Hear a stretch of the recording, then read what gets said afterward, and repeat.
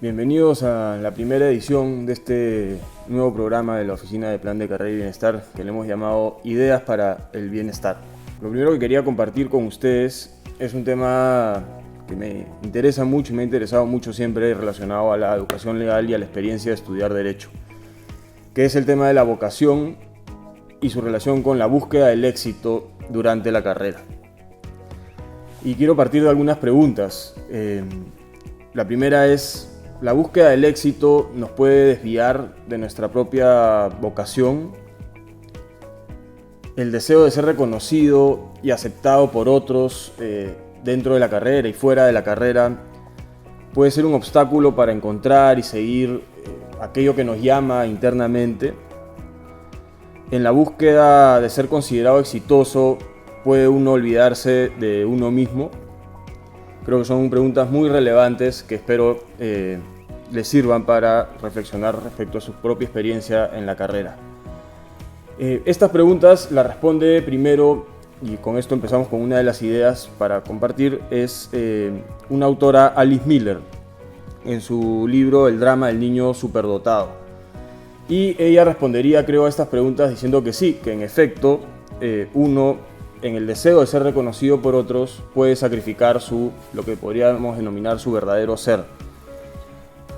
Alice Miller cuenta la historia de muchos pacientes, nuevos pacientes les llama ella, que van a consulta terapéutica y tienen una situación que parece paradójica. Son pacientes que han cumplido con todos los parámetros de éxito, le ponen check, digamos, a todo lo que uno podría considerar exitoso y generan aplausos, reconocimiento del resto. Sin embargo, pese a eso, están profundamente deprimidos o deprimidas. Entonces la pregunta es cómo alguien que ha conseguido todo, entre comillas, puede estar en una situación anímica de este tipo. La respuesta que da Miller es que estas personas han logrado todo, pero no han logrado algo muy importante, que es ser ellas mismas. Han tenido muchos aplausos, sonrisas, poco rechazo, pero no han tenido la satisfacción de ser ellos mismos. ¿Cómo es que algo así puede pasar?, se pregunta Miller, ¿no? Y la idea es que para el ser humano de hoy en día, digamos, el reconocimiento del otro, de los otros, muchas veces de otros que ni siquiera realmente nos conocen, es tan importante, y el aplauso, la sonrisa es tan importante, que uno termina siendo aquello que genera eso y no siendo uno mismo. Otro autor importante que habla de esto es Erich Fromm, que en su libro Ética y Psicoanálisis habla del carácter mercantil, que es otra idea que queríamos compartir con ustedes. El carácter mercantil, debido al carácter mercantil, las personas dice Fromm, se experimentan a sí mismas como una mercancía en lo que podríamos denominar el mercado de las personalidades, ¿no? Su forma, entonces uno busca ser aquello que vende más, ¿no? Aquello que es más aceptado por los otros, y al estar viendo qué es lo más aceptado en este mercado de las personalidades y al tratar de ser uno eso, se olvida uno mismo de qué es lo que verdaderamente es. Dice Fromm que además esto es muy propio de la época actual, ¿no? Otro autor que creo que es importante para entender la raíz de esto, ¿no? Porque claro, Fromm dice, bueno, es el contexto actual, ¿no? La cultura actual que busca, donde uno busca el reconocimiento, la fama, en fin, la aceptación, ¿no? Pero esto tiene una raíz en nuestra historia, digamos, y o sea, el deseo de ser reconocido nace en realidad desde que uno nace, por ponerlo de alguna forma, y desde que uno nace puede empezar a distorsionarse. Y creo que un autor que habla muy bien de esto es Sigmund Freud, en su libro El malestar en la cultura, ¿no? Esto además es muy interesante para quienes estudiamos Derecho, ¿no?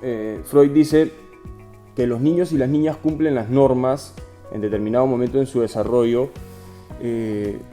no necesariamente porque si incumplo la norma no me van a dejar ver televisión o me van a quitar el PlayStation o no voy a comer postre, sino que cumplo la norma porque eso me garantiza la aceptación y el cariño, la aprobación de mi papá y de mi mamá, ¿no? Por el contrario, cuando uno incumple una norma, ¿no? La mamá, el papá puede mostrar un rechazo, desaprobación, y eso es muy doloroso para un niño, porque el niño lo que busca más es justamente ese cariño, esa aprobación, ese cuidado del papá y de la mamá. Ahora, mientras que la norma sea, no sé, no toques el enchufe, pareciera que no habría mayor problema, ¿no? Pero hay normas más sutiles que lo que establecen es cómo uno debe ser, ¿no? Y esas normas establecen formas de ser, conductas, ¿no? Hay un ejemplo que siempre uso en clase, que es el de la extroversión y la introversión, ¿no? Algunas personas tienen preferencia por extroversión y a esas personas les gusta conocer el mundo, no sé, tocando las cosas, interactuando en el mundo exterior, conocen el mundo en el mundo exterior. Las personas que tienen preferencia por introversión más bien les gusta conocer el mundo, primero tenerlo bien claro internamente antes de entrar a interactuar. Entonces van a observar, van a ser más reflexivas, mirarlo internamente antes de interactuar, ¿no? Esto visto en términos muy generales, ¿no? Entonces imaginémonos un ejemplo, ¿no? Para ver este tipo de normas que nos establecen más bien formas de ser. Imaginémonos que estamos en la casa, ¿no? Hay dos niños en la casa con su mamá y entra una tía, ¿no? Que está visitando a la mamá. La tía no ve hace un buen tiempo a los niños, pero bueno, entra a la casa, no ve a los niños pues hace, para los niños una eternidad, ¿no? 6 meses, imagínense, los niños no la reconocen. Y la tía se dirige, imagínense primero, al niño que tiene preferencia por extroversión. Ese niño probablemente va a interactuar con la tía, bueno, se va a preguntar, ¿no? ¿Quién es esta tía? La va a agarrar de la mano, la va a llevar donde la mamá, va a descubrir quién es en el mundo exterior, en la interacción. Pero imagínense que la tía entra y va donde el niño que tiene preferencia por introversión y lo agarra, lo carga, ¿no? Entonces ese niño va a decir, bueno, ¿quién es esta tía? Pero se va a ver totalmente abrumado por el asunto y de repente llora o hasta le empuja, le mete, no sé, un manazo, lo que fuere. Entonces se va a comportar como un mal niño, ¿no? Mientras que cuando ese niño ve a su hermano que interactúa y sí genera sonrisas, genera aplausos, mientras que él genera tensión, la mamá también se preocupa porque, ¿no? Está quedando mal frente a la tía, en fin. Entonces ese niño muy rápidamente puede empezar a entender que debe ser, que lo que le sale natural está mal, que no debe ser como es, sino que debe ser más bien como el otro que sí genera aplausos y tal, ¿no?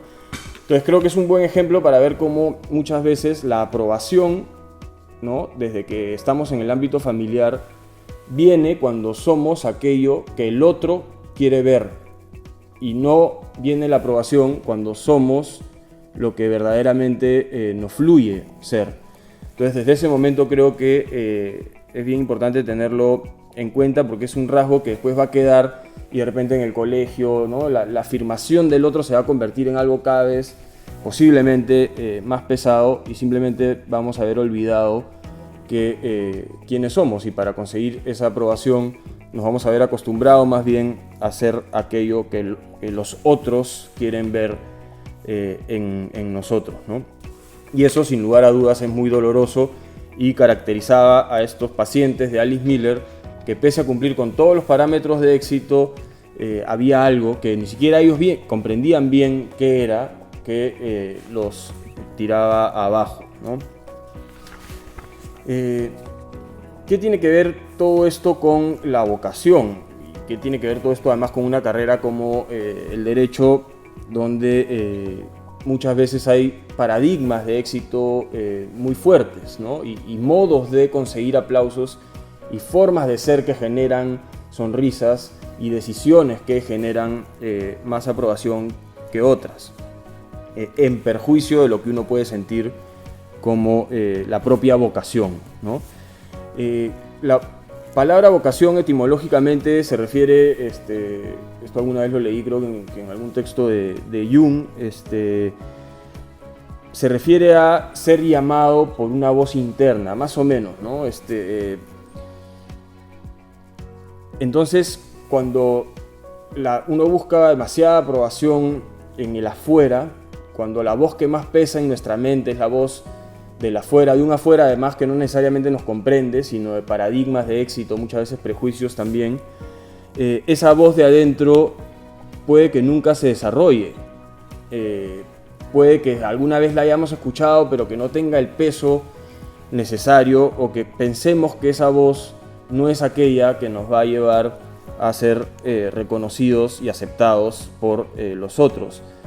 Esto, además del reconocimiento y la aceptación del otro, es algo que tiene mucho poder, ¿no? Es una voz con mucho poder. Si no, bueno, podríamos preguntarle pues a Caín, ¿no? En el mito, en la historia de Caín y Abel, que la ofrenda más aceptada o mejor vista por Dios fue la de Abel, y Caín termina matando a su hermano por eso, ¿no? Entonces no es cualquier cosa y tiene mucho peso, y puedes terminar haciéndonos sacrificar mucho nuestra libertad y esa voz interior que nos dice por dónde muchas veces caminar, ¿no? Pero que puede, como digo, ser acallada por este desmedido deseo, ¿no? Ahora, por supuesto, esto no quiere decir que la aprobación del otro y que el otro no deba importar, ¿no? Eso creo que sería muy, muy equivocado, ilusorio, demasiado individualista. Además, creo que la voz del otro importa, pero creo que debemos darle peso a la voz de aquel otro que sentimos que nos comprende más, ¿no? Y además darle peso a esa voz y también aprender a escuchar la propia voz interior que lamentablemente creo en el mundo de hoy suele estar bastante silenciada, ¿no? Ahora, ¿cómo se relaciona todo esto con la carrera, ¿no? Claro, ahí, como todas mis opiniones son personales, ¿no? Y parten además de mi propia experiencia y también ciertamente de mi experiencia como responsable de la Oficina de Plan de Carrera y Bienestar, en la que tengo la suerte de conversar con muchos alumnos. Mi hipótesis respecto a esto en la carrera sería que en la carrera de Derecho hay muchas verdades sobre el deber ser, muchos caminos que se consideran como los caminos del éxito, ¿no? Formas de ser que generan más aprobación, más sonrisas, ¿no? Más aplausos, y otras formas de ser que no tanto, ¿no? Entonces creo que hay mucho riesgo de que uno termine optando por esos caminos del reconocimiento en perjuicio de esa voz interior, ¿no? ¿Quién es el caña? ¿Quién es el exitoso? Si te metes en esos cursos eres casi nadie. Si practicas en tal sitio, bueno, ¿no? Se lo cuentas a la gente, pero te miran como diciendo casi que pobrecito. En fin, ¿no? Entonces, nuestras decisiones dentro de la carrera son decisiones que están informadas por nuestra voz interior, están informadas más bien por este deseo de aprobación del resto en la carrera. Sin lugar a dudas también, y creo que esto es muy importante, hay también un deseo de reconocimiento en el ámbito familiar. ¿Qué tanto pesa ese deseo de ser reconocido y aceptado en el ámbito familiar y cómo eso se relaciona con nuestra voz interior? En fin, creo que son cuestiones que no tienen una verdad pura, no hay un consejo claro, digamos, que nos pueda decir qué hacer en estas situaciones, pero sí, como creo enseña el psicoanálisis, la idea es ganar conciencia de estas cosas y aprender a distinguir que aquello que pensamos no es necesariamente nuestra propia voz, que puede venir de otros lados, y tratar de conectarnos con esa voz interior que remite a esta vocación que uno tiene que luchar, creo, por encontrar en la carrera. Gracias.